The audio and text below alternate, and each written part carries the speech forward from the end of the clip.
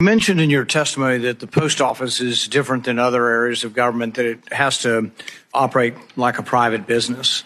You also mentioned that about 80% of the volume of first-class mail has gone down over time. Can you think of a private business where 80% of what they're, doing to make money is going down in volume that would actually increase their employees? Yeah. So, Senator, you keep asking. I mean, I didn't make the laws that organize the United States Postal Service.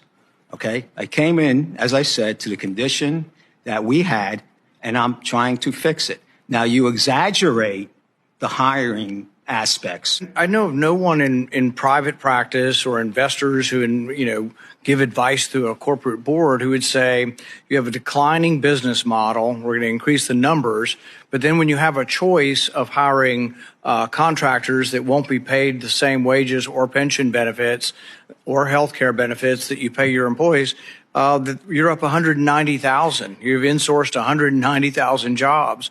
And it's just sort of inexplicable. The whole point of the reform of shifting the cost, it's not really reform, it's a shell game. We just took a bunch of things that are still costs on your books and we put them on somebody else's books somewhere else in government. It's still a massive cluster in a way that the debt problem is just shifted over to another account. But in doing that, the main thing you were trying to get away from was healthcare costs and pension, right? And so if you compare a contractor or a contracted employee to a government employee, an insourced employee, and you compare the health costs and the pension costs, they're dramatically higher for insourced. So by increasing your number of people who work for the government as opposed to contractors, you're compounding the same problem. You were here with us 3 years ago saying, we can't handle all these other expenses. We need to shift them somewhere else.